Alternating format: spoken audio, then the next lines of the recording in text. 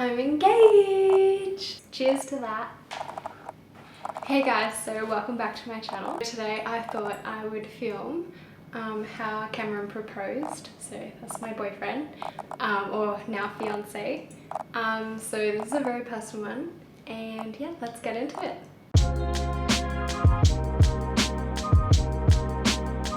Okay, so how did it happen? Well, it was a Saturday and we were having the laziest day. We were just watching Netflix in bed and the weather was really drizzly outside. It had been raining the last few days, so we were just having a super lazy one in bed. And sometime in the afternoon, maybe like about 4 p.m. or something, Cameron suggested we go for a walk because, you know, stretch our legs, get a bit of exercise, that sort of thing, get some fresh air. So I thought, yeah, great, that sounds great. And at this point, I wasn't suspicious at all because we usually go for walks on the weekends. There's some beautiful parklands and walkways around, so we go running a lot and go for walks a lot. So I wasn't suspicious at this point at all. So we get ready, put on our jeans, we leave the house, and we're just strolling through the gardens, and so we come across the rose garden. This rose garden is one of my favorite spots, and I know that Cameron knows it's one of my favorite spots. And usually it's just got these beautiful rose hedges, and they're taller than I am, and I'm like 1.6 meters. So I think that's like 5'4", which is not that tall, but anyway, just painting the picture. So that usually, you know, higher than me, rose bushes with roses in various stages of bloom and various colors, so it's just gorgeous. But not today. So at this point, they had been severely pruned and they were like just like stubs, maybe 20 centimeters off the ground. I don't know whether this is a thing about roses, you're meant to prune them annually. I don't know, never grown roses. So it really didn't have the atmosphere that it usually does. Anyway, we keep walking and we cross the road, and then we're walking through this huge sort of grassy area, and because it's rained so much recently, it's kind of like very wet and soggy. And so we're walking through the grass and it's getting progressively muddier, and I'm wondering, why are we not walking on the path over there? Like, there's a perfectly good path. And I'm wearing white sneakers, mind you, so I'm like getting concerned. But anyway, let's not question it. So we keep walking, and I realize we're walking to this spot, and this spot is one of Cameron's favorite spots. And so on a good sunny day, you can just lie in the grass there, and there's these beautiful old palms, and you can just stare up at these beautiful old palms, blue sky, and it's just the most serene feeling, so relaxing. So I know that Cameron goes there sometimes just to get out of the house and clear his head, get some fresh air, that sort of thing. We're walking through, and we're talking and we're walking, and then we sort of stop and underneath the palms, and we're still talking, and I'm wondering why we're not continuing on. But anyway, so then the conversation comes to an end, and Cameron sort of just pauses, and I was like, oh, do you want to continue along, like along the riverside there, because we're nearby that now? And he was like, no.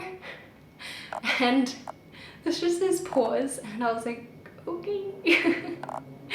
And apparently he was sussing out whether it was the right spot. Then he pulls out this little paper crane and asks me, will you marry me? And I was stunned, and because it was so direct.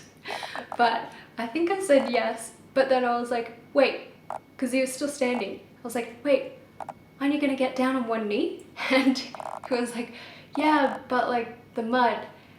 And I didn't have to ask, but he got down on one knee and asked again, and of course I said yes.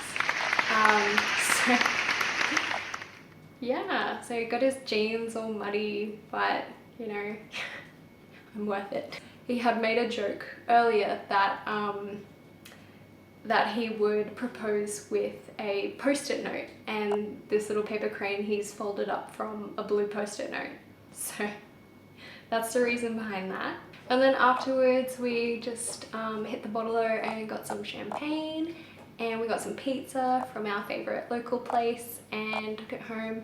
At that stage we were in restrictions, so everywhere was shut, couldn't go out to eat or anything. But I mean, we were just so happy, we were just so stoked in our little bubble of freshly engaged life.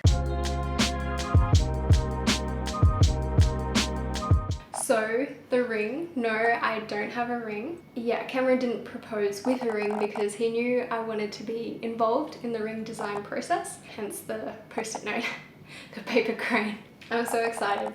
My ring is being made by a little jeweler in New South Wales. Her business is Meg Maskell Fine Jewellery. The detail of her work is just stunning. Like, the finish is just second to none. Beautiful pieces. Some of my just little rose gold rings are already from her, and I love them, so makes sense to get my engagement ring from her. I'm getting my wedding ring through her as well. I'll probably do a whole video on it because I'm obsessed, but yeah, I'll have to wait patiently for that one. Did I know he was going to propose? Well, yes and no. At the start of the year, it was shortly after New Year's, and I think we went out to lunch, and we're just talking about the future, I guess, because it's New Year's time and you make resolutions and you think about the future. And yeah, we were talking about where we wanted to live in the world, and then that got us talking to getting married one day. So I thought he would propose maybe in the next year or so. Yeah.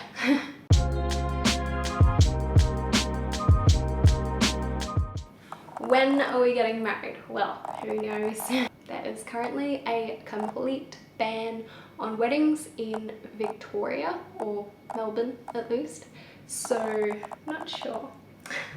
Stay tuned. So I think I'll wrap this up here. If you had any questions, leave them for me below in the comments and I'll try and get back to them. And yeah, hope you enjoyed the video. Bye!